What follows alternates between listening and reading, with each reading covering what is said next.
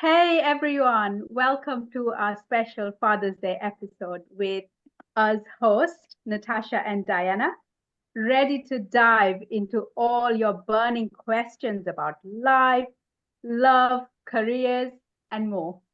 We're here to we are to help you take charge of your life and lead with confidence and a smile. So, as we celebrate Father's Day on the 16th of June here in England, we want to acknowledge and appreciate all the fathers who tirelessly strive to provide for their families, often going above and beyond your means to ensure your children have everything they need. Your strength, resilience, and ability to overcome challenges sets a powerful example for your kids. Just as we moms have our own stories of struggles and triumphs, we understand that you too face obstacles and pressures.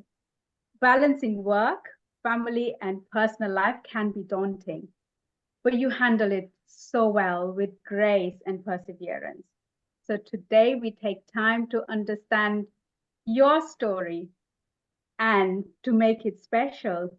Today we have the pleasure of welcoming Hassan. Hassan is a certified high performance coach and a neuro linguistic programming practitioner. Hassan holds a BSc in economics, finance, and management from Queen Mary University of London, and MSc in investment management from Bayes Business School. With over 15 years of experience in investment, advising for global financial institutions, Hassan transitioned to coaching to help professionals achieve their goals through mindset, goal setting, and strategy. An optimist at heart, he passionately believes in the untapped potential within all of us and dedicates himself to inspire others to unlock it.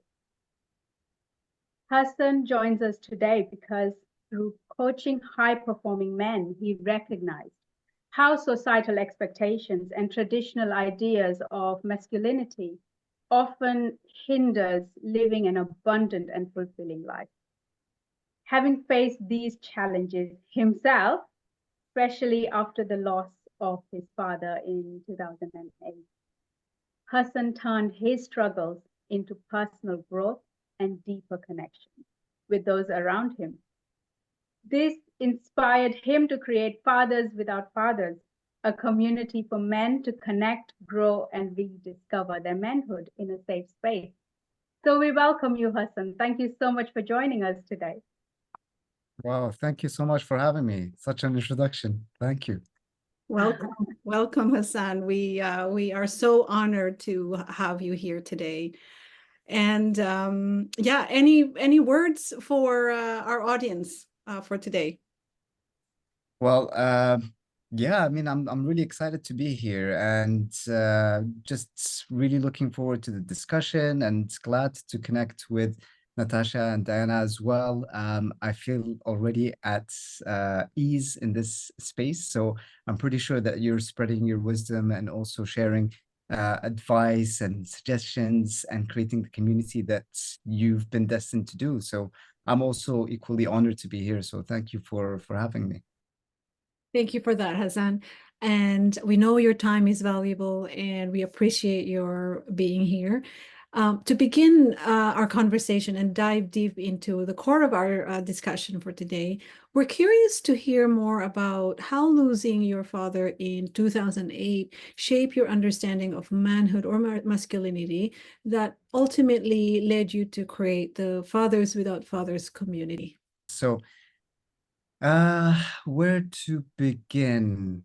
I guess the best way that I can describe it is I watched a small segment by Dave Chappelle, the comedian, where he describes how he lost his father, and I can completely resonate with what he was saying, because what he described was at a moment you're with your backbone, with someone who you looked up to, who supported you, who's always been there, someone that you really feel connected and close with. And immediately you go from this is person that I aspire to become like or connect with and be kind of their disciple.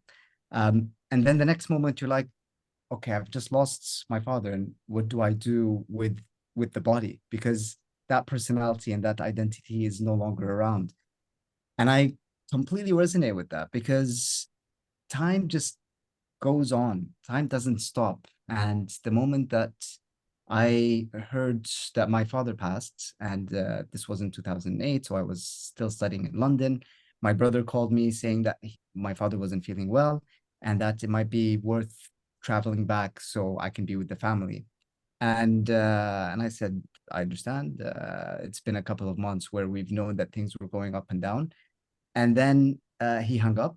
I went back to sleep, obviously not sleeping, but in bed. And then he called me back. And before I answered the phone, I already knew what he was going to say. Um, and I realized like that was the call. That was going to be the start of another journey that I was probably not prepared for at all. And it's just been a way to understand how time just literally doesn't stop. So, and I feel like it's a blessing as well, because if time does stop, then we wouldn't be able to progress with the things that we want to do. And it was such an eye-opening experience, lessons, and also inward reflection of what it is to be a man or having some masculinity there, from like the funeral service to the months and years after it. You start to feel that it's important to rise as a provider and to be the shoulder for everyone to support and do the best that you can. But along the way, I started realizing that it's not about just being so strong in that way. There's strength in community and connection and caring for one another through vulnerability. And I feel that that was part of the journey that really created the internal spark in me to connect with other men who lost their fathers or didn't have a father figure, that we can support one another in that way. So I feel like it's so important to distinguish how time doesn't stop for anyone, and that grasping that is an opportunity for growth. Yeah, must have been a difficult journey when you had to just step up and feel that, okay, now there's no roof over my head. So how do I provide that roof? And how do I step into that role? It must have been very, very hard. So what were some of the biggest challenges you faced while living a life of access to fill the void when, when your father left? And how did those challenges impact your personal growth and your relationships, the people around you? Yeah, I felt that for the years after it, that I had to live up to a certain type of expectation. And I used to look for external validations or ways that I can express myself that are really kind of just trying to fill a void that I didn't want to address or look at or consider internally. So I overworked. I looked at things to numb the feelings that I was going through. So whether it was doing anything in excess, going out, meeting friends, doing things that in hindsight now I'm very happy to be alive, because I went places that were very strange and different for me, but it was part of my journey that I had to do that. And in hindsight, it's so important to be able to recognize that things that happen are so important, regardless whether you feel that they are during that moment in time. And for me, the years afterwards really pushed me to understand that trying to grasp something that is external is going to create or provide a minimalistic or a like a fake type of satisfaction that would not fill any void without looking inward. So I always used to see it as I just need to keep striving, keep pushing, keep looking, keep searching, without really understanding what it is that I was going through or what it is that I wanted to do. And it was part of the grieving process. So it's still it's still a grieving process, I would say. And it was only up until like a few years ago that I started to understand what grief was and the description of grief and the definition of grief, and that it comes from a French word, which is breviary, or I don't speak French, but basically it means that you are holding on to something that is weighing you down. It's like carrying baggage or heavy stones or rocks or memories. So they do slow you down or weigh you down, but it's because of their pressure and weight is that you're able to connect with that person or those feelings or emotions that you're going through. So that grief is actually a way for me to remember the things that we had or the connections that we created with the people that we've lost, and in this case, my father. And I've realized that it's also something that a lot of men do not talk about. So even when I'm speaking with friends or family, who've lost their fathers, we we can connect immediately because we can see each other that there's some sort of void there and that we're just trying to fill it with an external cascades of image that we think is important to portray. But realizing that the actual strength is in community and being there for one another is amazing, because that's where you mentioned the masculine energy, but like the feminine energy and the empathy comes in, and we all have that. And it's only when we're ready to really understand the difference between the two and that we actually have both of these types of energies, we realize our strength in connection. And I love that about women because they have so much feminine energy, and you can see that women don't need men. They can survive on their own because they have a community together, or at least I would see it in that way. Men, on the other hand, feel like they're a bit distant. So that's one thing I would aspire for men to have, is that community. And it is kind of also the reason why Fathers Without Fathers was born. That's so beautiful.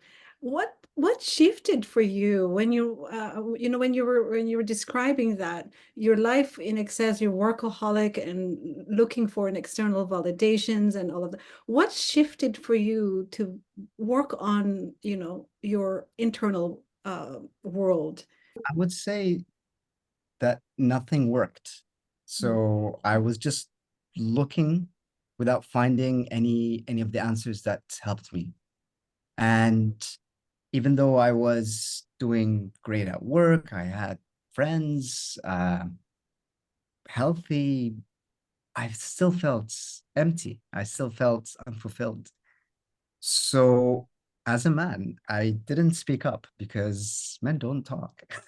And especially at that point in my journey, my wife was saying, maybe you should speak to someone because you're still grieving and you're still going through your process. And I ignored it. I was like, no, I'm not. I'm fine. Just leave me alone. But then I eventually realized that, okay, maybe there is something. So instead of speaking to someone, I went to the next best thing, which is reading and learning. And I looked for books that can help me connect with authors or writers who went through certain experiences that I can relate with. And that kind of really sparked my journey into well-being, self-awareness, understanding my own emotions and what I wanted to do with my life.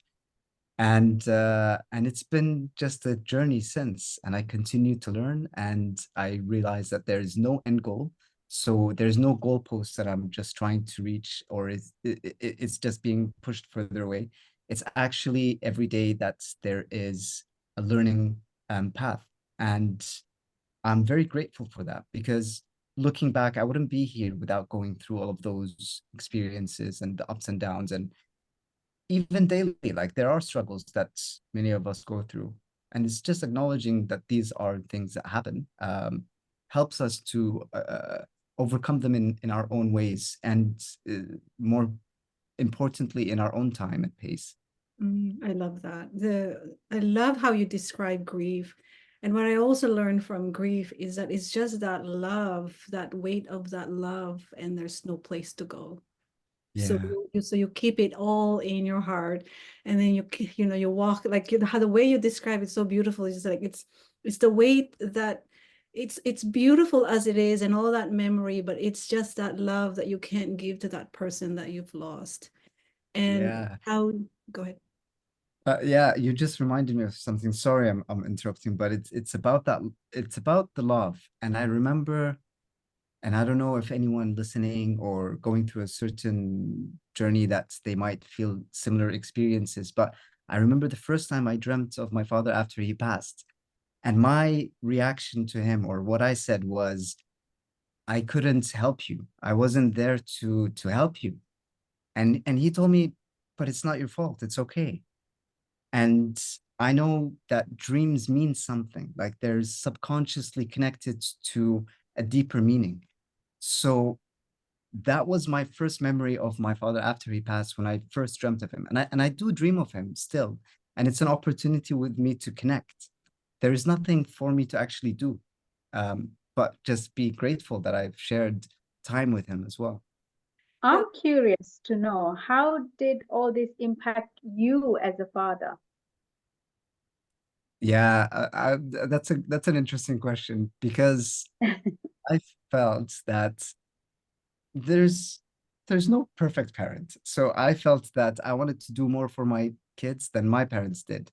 As much as my parents are amazing, and my father was a great father and my mom is a great mother and person, but I wanted to be there for them. So I was doing more. I was going out of my way. And I remember especially with my second daughter. So I have two daughters. My second daughter used to struggle to fall asleep at night in the first 6 months or 12 months of her life. And I used to walk around with her in her car seat, because she likes to be shaken to sleep, while my wife was with our other daughter. And it used to take me at least 2 hours to put her to sleep. And at points, I would get angry with her. I was like, I'm doing so much for you and you're not appreciating me. And it was then that I said, whoa, she's just a baby. Like, what does she expect? What do I expect? Why am I doing something in order to feel this validation or importance? What is that saying about me? Because she's just looking for a parent, and she's probably just either tired or hungry or scared or just needs love. And I'm blaming her for feeling this way. So I made a conscious decision then and there to say, this is not how I'm going to treat my children. And that was a journey in parallel, or actually, it was a complementary journey to my experience in this life as well, about how it's so important to raise our children in a way that they're their own people, their own identity, their own I would say even energy, that I am not their guardian or like their owner, or that they're mine, but rather that we live together, that I have the privilege of being around them, to be able to support them experience this life to the best of their ability, to do the things that they love. So that switch was so profound for me. And I still see it now every time that I am with my daughters, that no matter what they do, and as a parent, like, I would love them no matter what happens. And I tell them that the world might be different, but they have this guarantee from me. And I always encourage them to find their own path. And that's regardless if we're together, or if I'm not happy with things, or if there's disagreements or anything, that love will never go away. Yeah, no, Oh, that hit straight to the heart, didn't it? That story. so as we come to a close, what would be the two most important advice you would give to new dads or dads to be, um, if you have that, just two most important advice that you would have give them? Two most important pieces of advice. I would say always ask your partner or the mother what to do because they know more. And I would say also that w- there's no perfect parent. We always make mistakes. So when you make that mistake, it's okay. And it reminds me as well of one of my this is like me saying biggest mistakes with my daughter. She was drawing a fish, or like there was a fish on some drawing, and she was coloring it, and she was so angry that she didn't color within the lines. Although, like, we keep telling her mistakes are great and you learn from them and it's all of that. But I remember that she got so upset that she scribbled and she's like, I don't want it. And I was so tired that I just ripped it. And she looked at me and she's like, why did you do that? Crying, full of tears, like, why? And I was like, I don't know why I did that. So when she was falling asleep, I went and I put tape on the paper and I went back to her. I was like, I'm so sorry. Like that was wrong. Uh there's nothing that I can say, but I made a mistake. And this is my way of saying that please forgive me. I'm never gonna do something like this again, even though that's I felt triggered. So mistakes will happen, and it's so important to happen, or like have this perception of using those mistakes and challenges to understand that they are great moments for growth as a parent and as a child, because every mistake is a learning opportunity, both ways. I feel my children are more of my teachers than I am of theirs. Yeah. Yeah. Children are great teachers because it mirrors everything that we have to work within ourselves. And I do the same thing with my kids. I had a very hard childhood, and sometimes I feel like my parents are in the room because I feel like I get triggered. And same with you. I come back to them and apologize, and I remind each of us that no one is perfect, and we have to believe in the magic of repair, because Absolutely. what we do after we make those mistakes will make the most impact in our learning, right? And always come back together and process it rather than dismissing it and stuffing it. Beautiful. Yes. Yeah. And I agree with your first advice too. Always ask Most important. your partner. Going to the grocery shop, if you're gonna watch a movie, if What you're gonna kind of apple do you need? The green ones or the red ones? Yeah, it's team effort, right? Yeah. Yeah, yeah. And what that teaches is that parenting, bringing up a child, you have to do it together as a team. yes, Yeah, and absolutely. there's no shame in asking, how do we do this? How do we Yeah. figure this out together?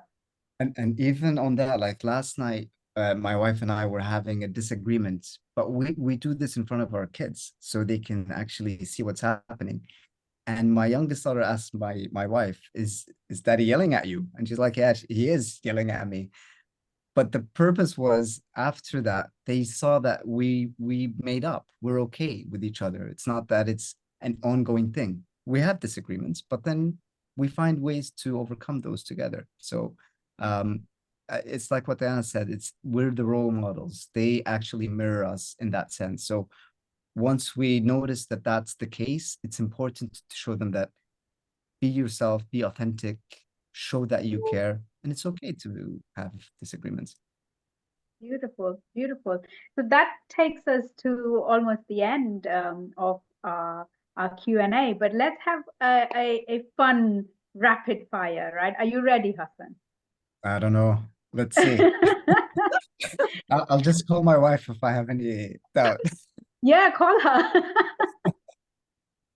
Okay, so the first one is, what's the most hilarious dad fail you've experienced or heard about in your group of fathers without fathers?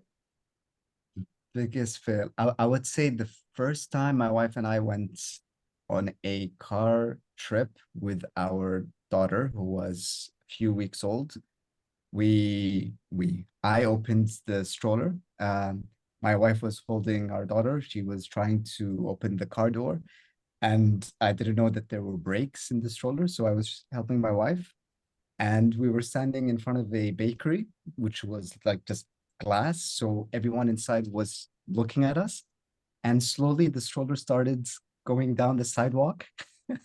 Oh, And I look back and it's almost gonna go into the streets and realize that we're not ready to go out for a drive.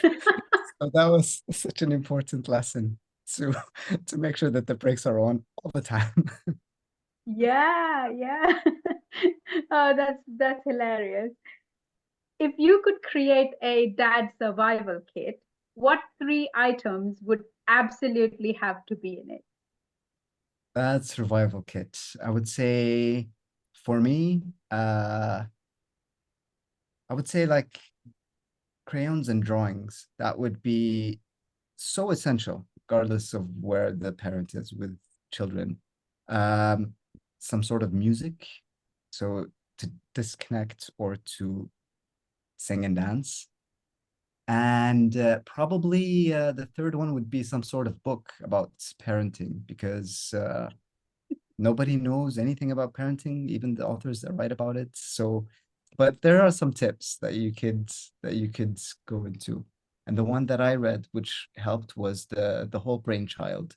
That actually made me understand a little bit of the psychology of children and also how parents relate to their kids. Dan Siegel. Oh, beautiful. Yes. Beautiful book. Yeah. Yeah. And the last one, what's the funniest piece of dad advice you've ever received? And did you actually try it out? The funniest was probably when I told my brother that I'm having a second child. He has four. So he told me the second is easier. Yeah, for me, the second was you know how in the corporate world or in like business they talk about synergy, 1 + 1 is 3. That was me with my children. I felt like one child plus two is equal to three. So that advice was just out the window. I think it's the way that you perceive things that makes a big difference. Beautiful. Oh, beautiful. How, yeah, I'm curious to ask you how would they find you and the Fathers Without Fathers community that you've created? Sure. So I'm quite active on LinkedIn, and it's through my name, so Hassan M Al Shohati. I'm also on Instagram, same name. I'm on Twitter and Facebook. So with my name, people can find me. They can reach out to me. DM is the best way. So I'll be able to respond. And if anyone's interested to join Fathers Without Fathers, please feel free to reach out. It's a safe place where men with like-minded types of values come together every now and then to discuss things openly and confidentially as well. So those are the ways that they can reach me. Beautiful. Thank you so much, Hassan. We really appreciate your wisdom and your vulnerability and the tools and strategies and advice. It's you can't put a price on that. So thank you so much for sharing your incredible journey with us today as well, and your story that created your community, the Fathers Without Fathers. And it's truly inspiring because what you said in the earlier, women do create those community very easily, but men, it's like dragging them to like, okay, it's safe here, right?